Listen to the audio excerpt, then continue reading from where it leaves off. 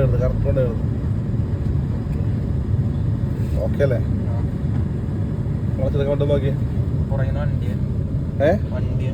പുറയുന്ന വണ്ടിയുണ്ടല്ലേ? വളച്ചെടുക്കണ്ട. അപ്പോൾ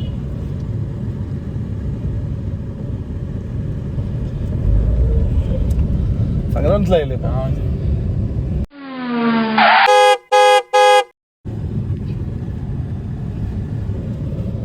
എടാ സാധനെ, ഇതാക്കണ ഓമിനിയില്ലേ? ആ ഓമിനിയുടെ പുറകിൽ കറക്റ്റായിട്ട് സേഫായിട്ടുള്ള ഡിസ്റ്റൻസിൽ നീ നിർത്തിക്കേ. കറക്റ്റായിട്ട് നീ എങ്ങനെ നിർത്തും? സേഫായിട്ടുള്ള ഡിസ്റ്റൻസിൽ നിർത്തുന്നേ. ഞാൻ പറഞ്ഞാണോ ചെയ്തേക്കണേ? ഫ്രണ്ടിലോട്ട് കയറാണ്ട്. ഓക്കെയാ? ഇപ്പം എങ്ങനെ നീ കാണുന്നത്? വൈപ്പർ നമ്പർ പ്ലേറ്റിന്റെ താഴെയാണെങ്കിൽ സേഫ് ഡിസ്റ്റൻസ് ആയിരിക്കും അല്ലേ? എന്ന് ഇറങ്ങി നോക്കാട്ടാ.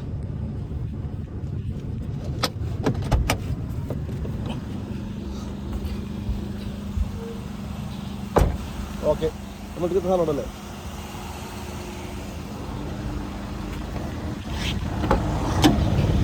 ഇങ്ങനെ എടുത്തുള്ള ഗുണം എന്താ?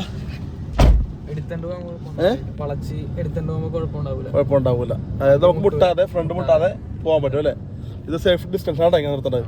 നമ്മളൊരു ബ്ലോക്കിലൊക്കെ പോകുമ്പോഴും ബ്ലോക്കിൽ വണ്ടി ഓടിക്കില്ലേ, അപ്പോൾ നമ്മൾ നമ്മുടെ മുന്നിലുള്ള വണ്ടിയായിട്ട് ഈ ഒരു ഡിസ്റ്റൻസിൽ നമ്മൾ നിർത്തണം. അപ്പോൾ നമുക്ക് ആ വണ്ടി നിന്ന് പോയാലോ അല്ലെങ്കിൽ ആ വണ്ടി അവിടെ സ്റ്റോപ്പ് ചെയ്താൽ നമുക്ക് മാറ്റിയെടുത്ത് പോകാൻ പറ്റും. എടാ നീ ഒന്ന് വണ്ടി മാറ്റിയെടുത്തേ.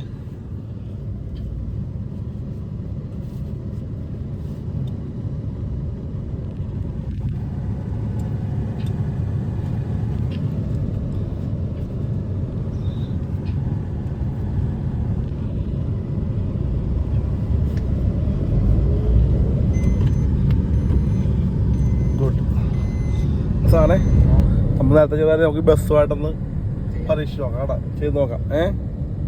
ഏത് ഗിയറിലാണ് വന്നത്? ഇപ്പം നീ 4th ഗിയറിലാണ്. ബ്രേക്ക് ഓട്ടി സ്ലോ ആക്കിയില്ലേ? ബസ് എടുത്തല്ല, നടന്നില്ലല്ലേ? നമുക്ക് അടുത്ത സ്ഥലത്ത് പിടിക്കാമല്ലോ, അടുത്ത സ്റ്റോപ്പിൽ പിടിക്കാം കേട്ടാ. ആണേ, ബസ് നല്ല സ്പീഡിലാണ് പോണതല്ലേ? സ്റ്റോപ്പ് പിടിക്കാമല്ല. നീ അത് ഗിയറിലാണ് പോണ്? ആ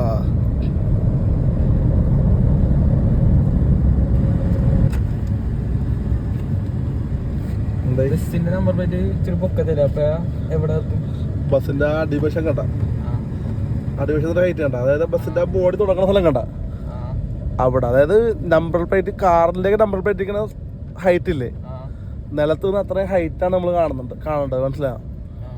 അപ്പൊ നമ്പർ പ്ലേറ്റ് എന്ന് വെച്ചാൽ നമ്മൾ സാധാരണ കാറായിരിക്കും കൂടുതലുള്ളത്.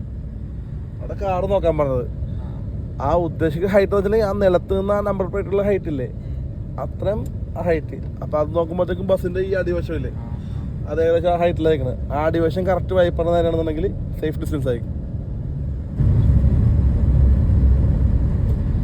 കറക്റ്റ് കൊണ്ടായിരുന്നു. ഓക്കെ അല്ലേ? വളച്ചെടുക്കാൻ നോക്കിയേ. പുറയുന്ന വണ്ടിയുണ്ടല്ലേ? വളച്ചെടുക്കണ്ട. അപ്പോൾ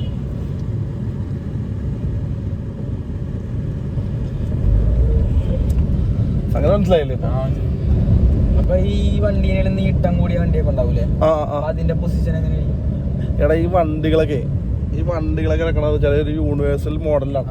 ഇതിന്റെ ഓരോ സാധനങ്ങളും പിടിപ്പിച്ചേക്കണത് എന്താണ് നമ്മുടെ രാജ്യത്തെ എന്താണ് നിയമം അനുസരിച്ചുള്ള കാര്യങ്ങളാണ് വെച്ചേക്കണത്.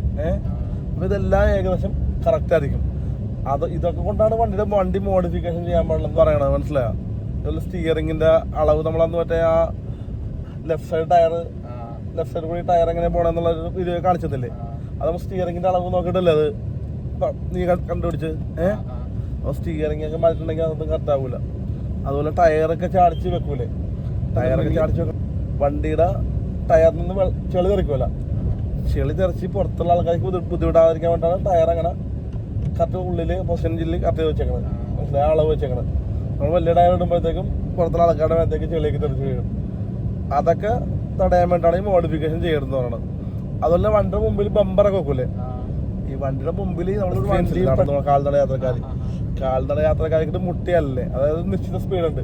ആ സ്പീഡിൽ ഇവർ വന്ന് നമ്മൾ വണ്ടി മുട്ടിട്ടുണ്ടെങ്കിൽ അവർ നമ്മുടെ വണ്ടിയുടെ പുറത്തേക്ക് വരുള്ളൂ, തെറിച്ച് പോകില്ല. അപ്പോൾ ആ ഒരു രീതിയിലാണ് വണ്ടിയുടെ ബോഡി പണിതേക്കുന്നത്. അപ്പോൾ നമ്മളൊരു ബമ്പർ വെച്ചിട്ടുണ്ടെങ്കിൽ അവർ ഇടിച്ച് തെറിച്ചു. അങ്ങനെ കുറച്ച് കാര്യങ്ങളൊക്കെ ഉണ്ട്.